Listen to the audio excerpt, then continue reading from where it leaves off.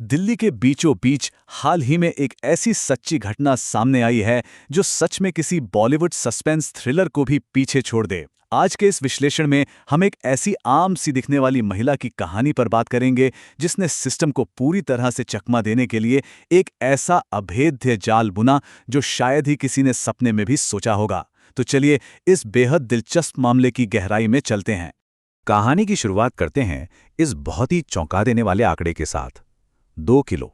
जी हाँ, इस मामले में पुलिस ने इतने भारी भरकम पैमाने पर चोरी की गई संपत्ति का पर्दाफाश किया है। जरा सोचिए, 2 किलो सोना।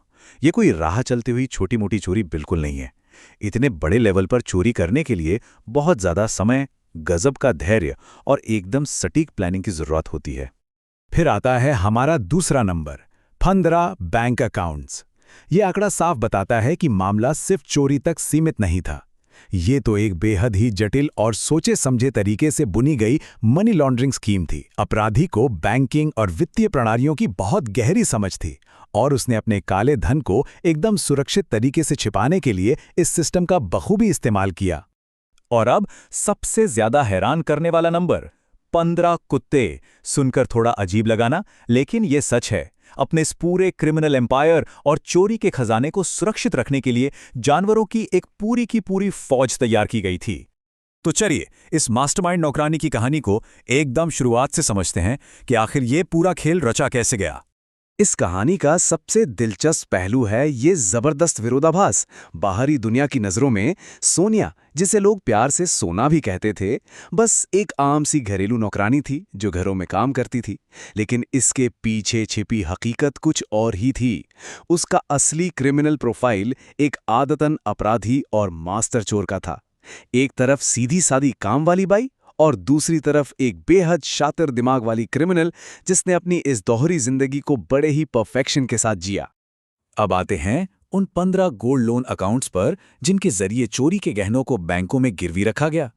उसका ये पूरा ऑपरेशन जितना ज्यादा धोखे से भरा था उतना ही ज्यादा मुनाफे वाला भी। काम करने का तरीका इतना शानदार और सरल था कि इसे ट्रैक कर पाना लगभग नामुमकिन था।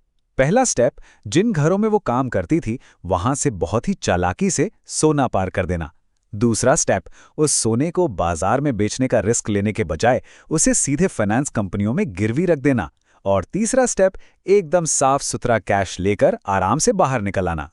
अब किसी को शक ना हो, इसके लिए उसने बहुत ही चालाकी से अपना रिस्क अलग अलग जगहों पर बांट दिया। मुथूट फिनकॉर्प, मुथूट फाइनेंस और फेड बैंक जैसे बड़े और जाने माने वित्तीय संस्थानों को निशाना बनाया गया। वहां 15 अलग अलग गोल्ड लोन अकाउंट्स का इस्तेमाल हुआ ताकि किसी एक बैंक को अचानक बहुत सारा सोना देखकर कोई भी शक ना हो।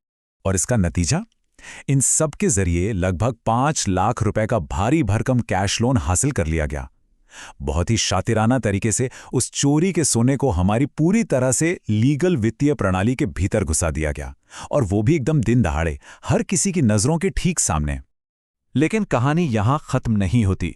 अब बात करते हैं उस डॉग फोर्ट्रेस की, यानी कुत्तों के अभेद्य किले की, जो पुलिस से बचने का सबसे बड़ा हथियार था। पैसा चुराना और उसे ठिकाने लगाना तो इस पूरे खेल का बस आधा ही हिस्सा था। असली चुनौती थी खुद को और इस सारे अवैध खजाने को पुलिस से बचाकर रखना। ताक झांक करने वाले पड़ोसियों और पुलिस को दूर रखने के लिए उसने अपने घर को सचमुच एक अभेद्य किले में बदल दिया था। ये कोई आम घर नहीं, बल्कि एक बहुत ही सोची समझी रक्षा प्रणाली थी। अपनी सुरक्षा के लिए वो किसी भी हद तक जाने को तैयार थीं। घर की रखवाली के लिए कोई 1-2 नहीं, बल्कि पूरे 15 कुत्ते तैनात किए गए थे। और ये कोई आम गली के कुत्ते नहीं थे। इनमें पिटबुल, अमेरिकन बुली और खतरनाक हाइब्रिड जैसी सबसे डरावनी और आक्रामक नस्लें शामिल थीं। ये एक ऐसा सुरक्षा घेरा था जिसे पार करने के बारे में सोचना भी रोंगटे खड़े कर देता है। इन 15 आक्रामक कुत्तों का खौफ इस कदर हावी था कि घर के आसपास फटकने की भी किसी की हिम्मत नहीं होती थी। कुत्तों के डर से पुलिस भी घर में सीधे घुसने से कतराती थी। इस खौफ ने कानून और पुलिस के सामने एक बहुत ही मजबूत दीवार खड़ी कर दी थी, जिसे पार करना सच में एक बहुत बड़ा सिरदर्द बन गया था।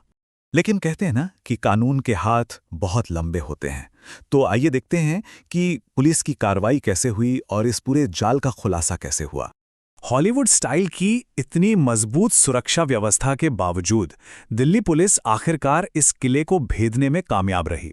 ये सब शुरू हुआ अप्रैल के महीने में शालीमार बाग इलाके में चोरी की एक साधारण सी शिकायत से। जब जांच तेज हुई तो पुलिस ने घर में सीधे घुसने का रिस्क लेने के बजाय सीसीटीवी फुटेज और तकनीकी सर्विलेंस का सहारा लिया। इसी स्मार्ट पुलिसिंग और तकनीकी सबूतों ने इस सुरक्षा चक्र को तोड़ने में सबसे बड़ी मदद की। इसके बाद जो छापेमारी हुई उसने सबको चौंका दिया। सभी 15 अकाउंट्स को तुरंत फ्रीज कर दिया गया। मौके से 1 लाख रुपए का नकद कैश बरामद हुआ और अलग-अलग जगहों से लगभग 2 किलो सोने का पता लगाया गया। फिलहाल कई एजेंसियां एक साथ मिलकर बाकी बचे चोरी के सामान को रिकवर करने के काम में जुटी हुई हैं। ये पूरी घटना इस बात की बहुत ही गहरी याद दिलाती है कि चीजें अक्सर वैसी बिल्कुल नहीं होती जैसी वो बाहर से नजर आती हैं। एक बेहद साधारण से दिखने वाली नौकरानी एक इतनी बड़ी और शातिर क्रिमिनल मास्टरमाइंड निकल सकती है, ये किसी ने नहीं सोचा था। तो अंत में ये मामला हम सब के लिए एक बहुत ही गंभीर सवाल छोड़ जाता है। क्या हम वाकई जानते हैं कि हम अपने घरों में, अपने सबसे निजी स्थानों में किन लोगों को पनाह दे रहे हैं?